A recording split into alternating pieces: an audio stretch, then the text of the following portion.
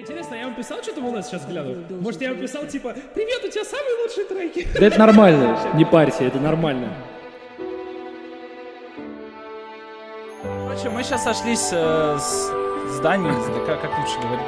Мы теперь пара, ребят. Все, мы теперь пара.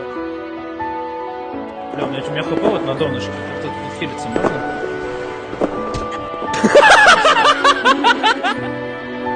Только пришел, ДК такой, Майзя!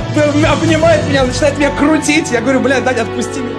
Не знаю, может быть, я ошибаюсь, но лично мое мнение, опять же, по моим ощущениям, мы с Даней Кашиным, у нас очень-очень хорошие вайбы, очень подходящие друг к другу.